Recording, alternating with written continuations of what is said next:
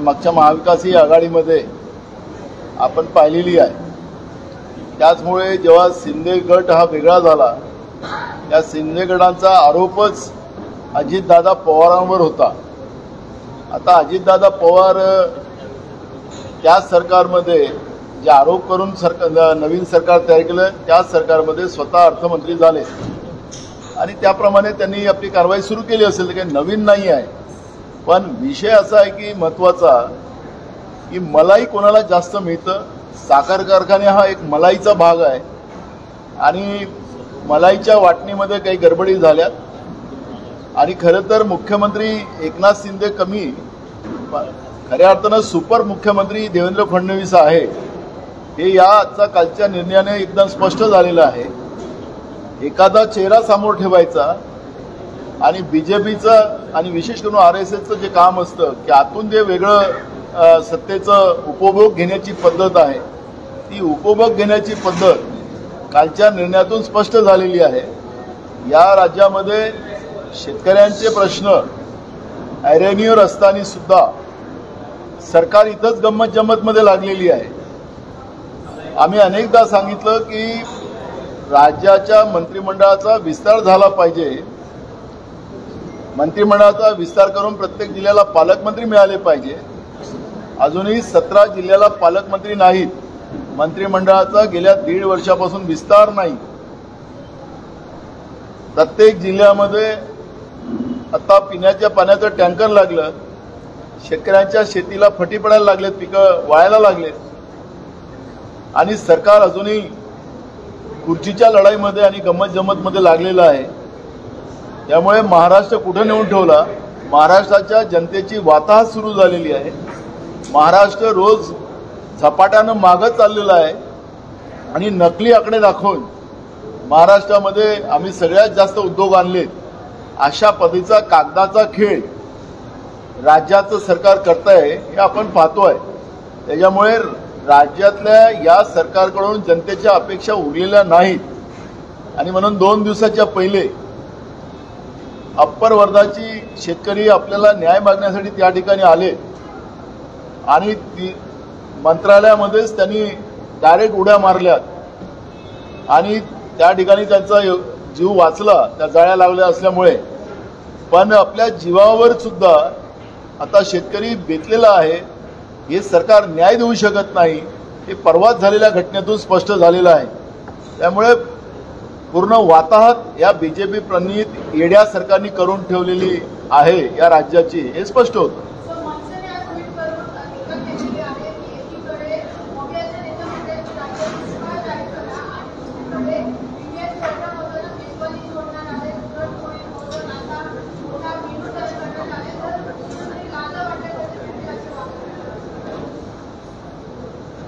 मला एक कळत नाही की सरकारमध्ये इंडिया अलायन्स नाही, राज्यामध्ये दुष्काळ या सरकारच्या नाकारतेपणामुळे आलेला आहे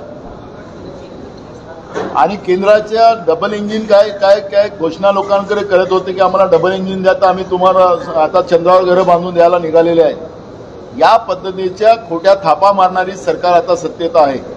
सरकार इथं मस्ती करत आहे आणि आता शेतावर जे काय दुष्काळ पडलेला आहे तिथं सरकार जायला तयार नाही। आपल्या इथं येणाऱ्या पाहुण्यांना आम्ही आता 2 महिन्याच्या पहिले निमंत्रण दिलेलं आहे, काल निमंत्रण नाही दिलं आणि महाराष्ट्राच्या परंपरेप्रमाणे आम्ही झुणका भाकर जी महाराष्ट्राची परंपरा आहे, वडापाव मुंबईची परंपरा आहे आणि पुरणपोळी ही महाराष्ट्राची परंपरा आहे, तर पाहुण्यांना काही आम्ही यांच्यासारखे कोंबडे बकरे कापत नाही आहोत। आमची एकदम साधी आणि महाराष्ट्राच्या परंपरेप्रमाणे ही मीटिंग होणार आहे। आम्हालाही दुष्काळाची जाणीव आहे, पण सत्तेत बसलेल्या लोकांच्या बद्दल बोला ना, दम नाही का त्याच्याबद्दल बोलायला। आखरी ही जी काही परिस्थिती आहे या सरकारच्या नाकारतेपणामुळे महाराष्ट्रामध्ये शेतकऱ्यांवर आत्महत्येची पाळी आलेली आहे, हे कोणालाही नाकारता येणार नाही। सर, बीजेपी ने भी महायुति की बैठक बुलाई है, आज पर भी होने वाली है और कल लोकसभा की आज के दिन इस तरह की बैठक दिखाना चाहते हैं कि अभी किसी मामले। देखो, इंडिया अलायंस को ये घबरा चुके हैं। नरेंद्र मोदी जी खुद डर गए। बेंगलुरु में जब मीटिंग हुई तो आनंद फानंद में एक मीटिंग इंडिया की भी जब दिल्ली में रखी गई और इंडिया के मीटिंग के माध्यम से वहां पे ये दिखाना चाहते थे कि हम उनसे बड़ा दल है। तो मुझे लगता है कि वो डरे हुए लोग हैं, वो इसलिए ऐसे करतूतें कर रहे हैं। हमारे जयराम रमेश जी आए हैं, आपको आपसे वार्तालाप करेंगे और आइए सर।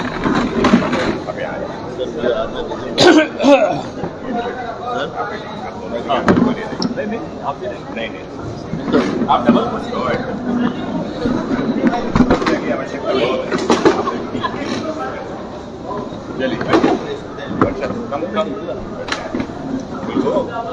That's the news. धारावीचा इश्यू आहे। I don't see any of our sir sir sir boss I don't see a single of your videos. Boss Dharavi इनके मतदारसंघ में बैठे हाँ धारावीचा issue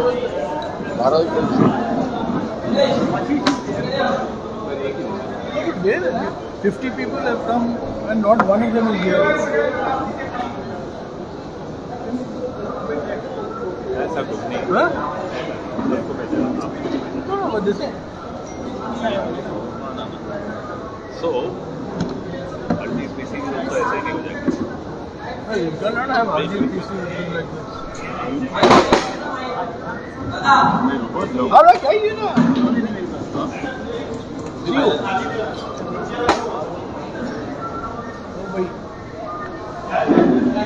sir None of our people are here. They will come. Why aren't they here?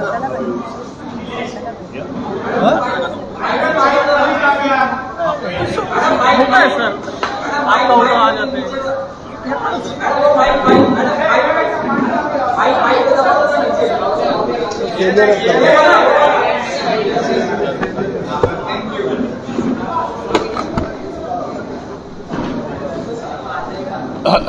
जी नको हे बरोबर आहे। साथियों दिखाओ ना, लगा दो ना। हाँ लगा दो। नहीं वो नहीं बोल रहे, ऐसे ही बात कर रहे हैं।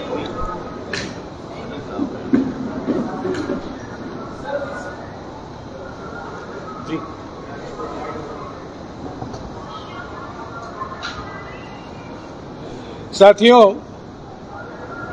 2014 नवंबर में ऑस्ट्रेलिया के शहर ब्रिस्बेन में 9वां G20 शिखर सम्मेलन हुआ था। वहां हमारे प्रधानमंत्री श्री नरेंद्र मोदी जी ने भाषण दिया और G20 को कहा कि अंतर्राष्ट्रीय सहयोग होना चाहिए, काले धन से लड़ने के खिलाफ, काले धन इकट्ठा करने वालों के खिलाफ, मनी लॉन्ड्रिंग के खिलाफ करते हैं उनके खिलाफ, जो शेल कंपनियां हैं दुनिया भर में उनके खिलाफ, जो टैक्स मुक्त जगह है, टैक्स हेवन जो है उनके खिलाफ हमारे प्रधानमंत्री ने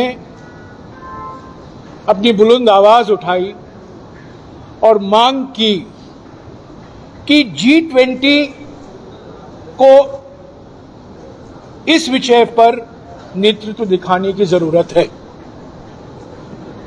अगले हफ्ते 9 तारीख को, यानी कि आज से 9 दिन बाद नई दिल्ली में 18वां G20 शिखर, 18वां, पहला नहीं, दूसरा नहीं, 10वां नहीं, 18वां G20 शिखर सम्मेलन होने वाला। और आज सभी अखबारों में, अमेरिका के अखबार, इंग्लैंड के अखबार, हमारे देश के अखबारों में खुलासा हुआ है। जिस तरीके से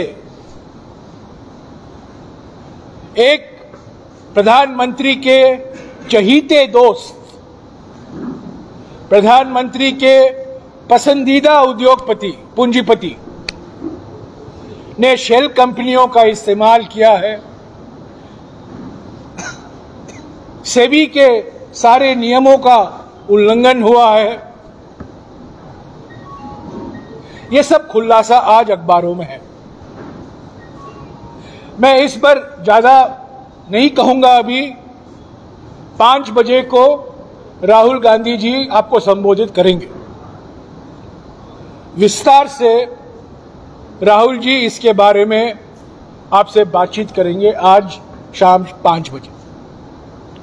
मैं बस यही कहूंगा कि 28 जनवरी से लेकर 28 मार्च 2 महीने में कांग्रेस पार्टी ने प्रधानमंत्री से 100 सवाल पूछे। ये हम अडानी के हैं कौन श्रृंखला है। हमने ये सवाल उठाए, रोज हम 3 सवाल उठाया करते थे। वेयर इज द बैकग्राउंड है, आप देख रहे हैं पीछे, मेरे पीछे आप देख रहे हैं। हम अडानी के हैं कौन, अंग्रेजी में और हिंदी में और अलग अलग भाषाओं में ये छपा गया। 100 सवाल हमने पूछे प्रधानमंत्री से। हमने प्रधानमंत्री को कहा, माननीय प्रधानमंत्री जी चुप्पी तोड़िए, और हमने एक ही मांग की, कानूनों का उल्लंघन हुआ है, निवेश में पारदर्शिता नहीं है, शेल कंपनियों का भारी इस्तेमाल किया गया है, 20,000 करोड़ रुपया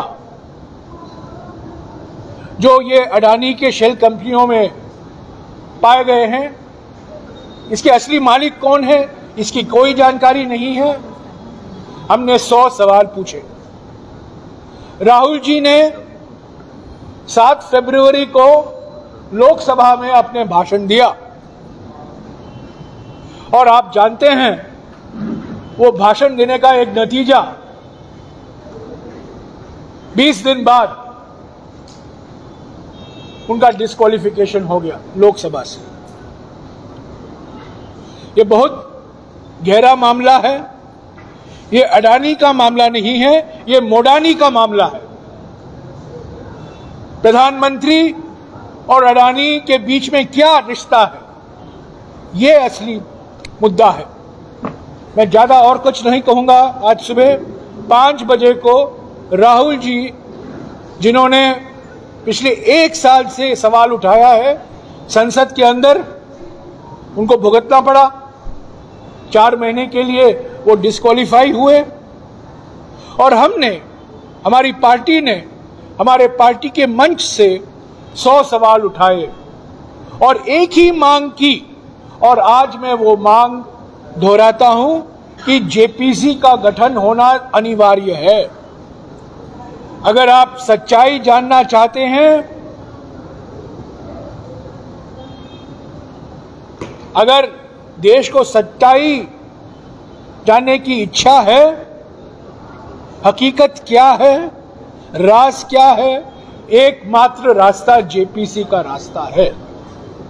तो आज भी हम जेपीसी की मांग दोहराते हैं। आज का जो बड़ा खुलासा हुआ है वो फिर एक बार यही साबित करता है कि हमारे संस्था नाकाम हुआ है, नियमों का उल्लंघन हुआ है, आंख खुला है और कानून का उल्लंघन हो रहा है। नाक के नीचे कानूनों का उल्लंघन हो रहा है। सरकार की पूरी जानकारी होने के बावजूद यह उल्लंघन हो रहा है। तो सिर्फ एक ही मांग है, जेपीसी का गठन होना जरूरी है। अभी वक्त है कि जेपीसी का गठन हो और जांच शुरू हो। और डिटेल इसके बारे में राहुल जी आपसे 5 बजे को बातचीत करेंगे, ठीक है?